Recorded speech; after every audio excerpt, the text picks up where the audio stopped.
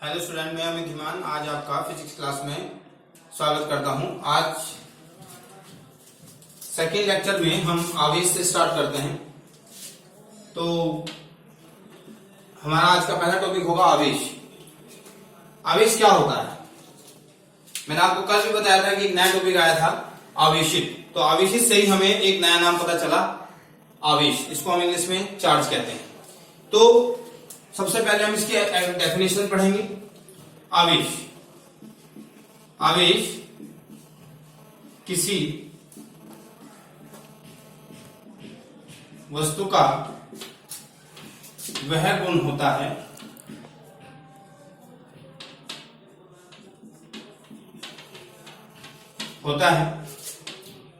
जिससे विद्युत क्षेत्र व चुंबकीय क्षेत्र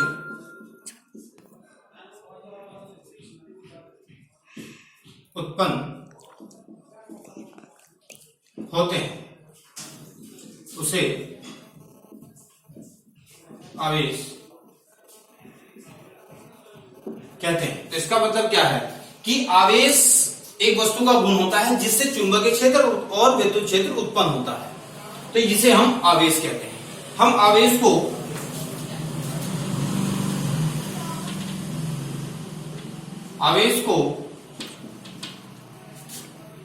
Q, कैपिटल Q या स्मॉल q या Q से व्यक्त करते हैं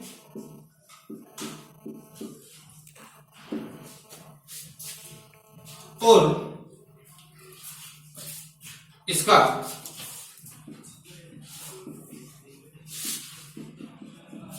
मात्रक कूलाम होता है।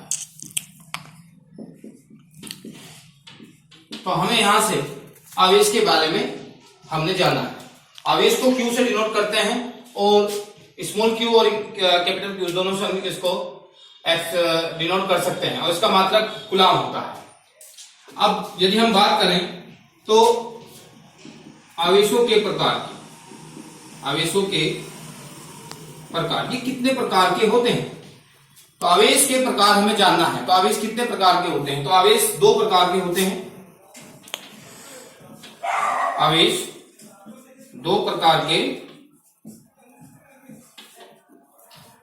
होते हैं। नंबर एक धनावेश, मतलब पॉजिटिव चार्ज, और नंबर दो ऋणावेश,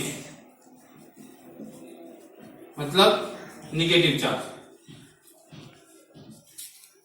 तो मैंने आज आपको अब तक आवेश की डेफिनेशन, आवेश क्या होता है, उसे किससे प्रदर्शित करते हैं और उसका मात्रक क्या होता है।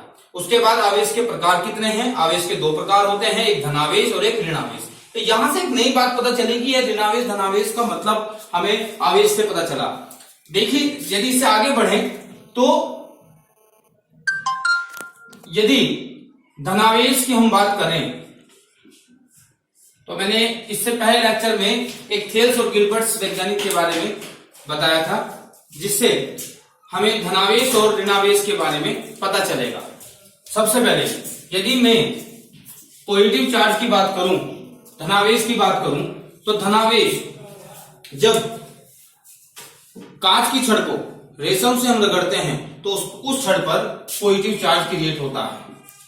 और यदि मैं ऋणावेश की बात करूं तो एबोनाइट की छड़ को यदि बिल्ली की खाल से हम रगड़ते हैं तो उस पर निगेटिव चार्ज आता है। तो यहां से हमें पॉजिटिव और निगेटिव चार्ज के बारे में पता चला था।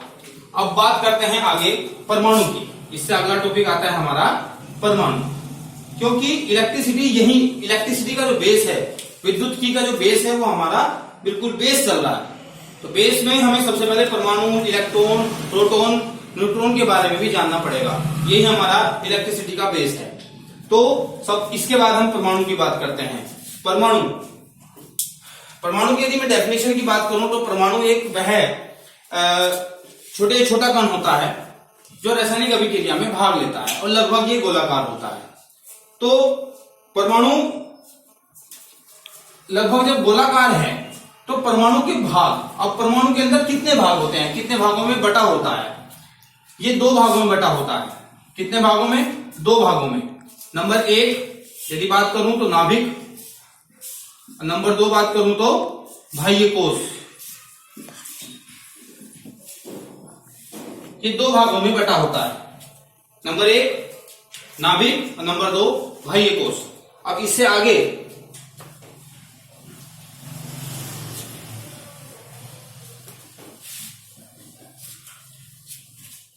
हम नाभिक को पढ़ लेते हैं। फॉर एग्जाम्पल के तौर पे बात करूं, लगभग जैसे ये गोलाकार है तो इसके अंदर क्या होगा, एक नाभिक होगा और एक बाह्य कोश होगा, ऐसे ये सब बाह्य कोश है। तो इसके अंदर क्या है, ये इसके यदि मैं बात करूं तो इसे क्या कहेंगे हम, ये है हमारा नाभिक और ये क्या है, हमारी बाह्य कोश।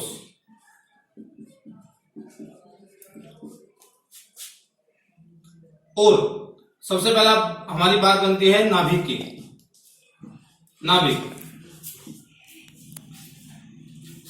नाभिक के अंदर प्रोटॉन प्लस न्यूट्रॉन होते हैं।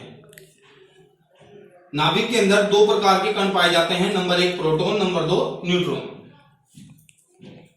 जो प्रोटॉन होता है उस पर पॉजिटिव चार्ज होता है जिसका मान 1 प्लस के 1.6 इंटू 10 की पावर माइनस के 19 कूलम होता है। और बाह्य कोश के अंदर इलेक्ट्रॉन होते हैं। बाह्य कोश के अंदर इलेक्ट्रॉन होते हैं। ये इन इलेक्ट्रॉन पर निगेटिव चार्ज होता है जो कि माइनस के 1.6 इंटू 10 की पावर माइनस के 19 कूलम पाया जाता है। तो ये बाह्य कोश निगेटिव है और नंबर जो अंदर नाभिक के अंदर जो प्रोटॉन है वो पॉजिटिव है और जो न्यूट्रॉन है वो उदासीन होता है, उस पर कोई चार्ज नहीं होता।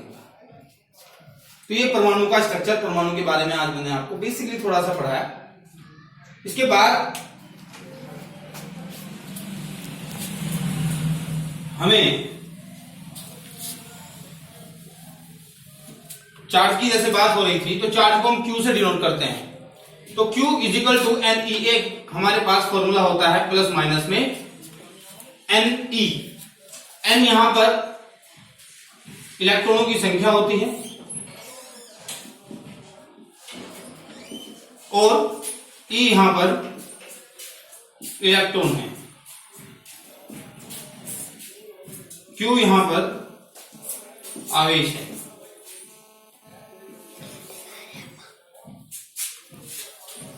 तो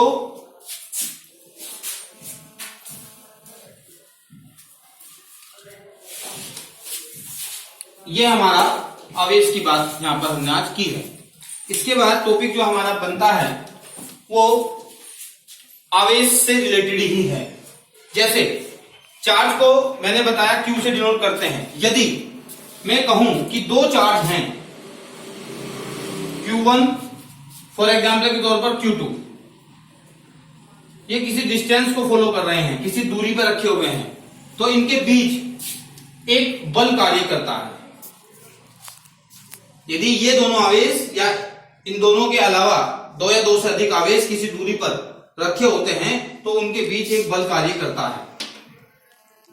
ये बल ही विद्युत बल कहलाता है। तो हमारा एक टॉपिक बना क्या, विद्युत बल।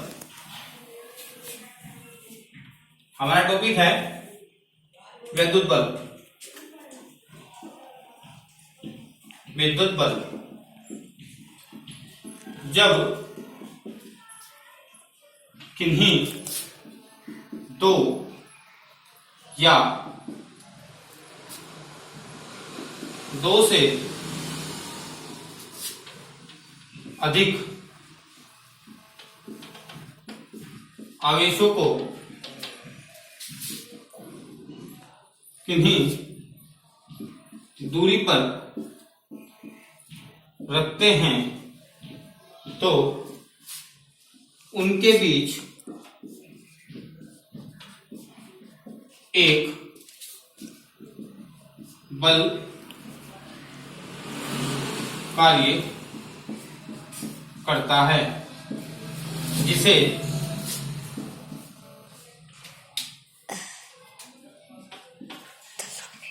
विद्युत बल F कहते हैं। इसका मतलब हमें यहां से पता चला कि विद्युत बल क्या है। तो ये दो आवेश किसी दूरी पर रखे होते हैं तो उनके बीच एक बल कार्य करता है जिसे हम विद्युत बल कहते हैं। यहां से एक नई चीज, एक नया वैज्ञानिक कूलॉम ने अपना इन चार्ज से रिलेटेड ही अपना एक नियम दिया जो मैं आपको अगले लेक्चर में समझाऊंगा। ठीक है, थैंक यू।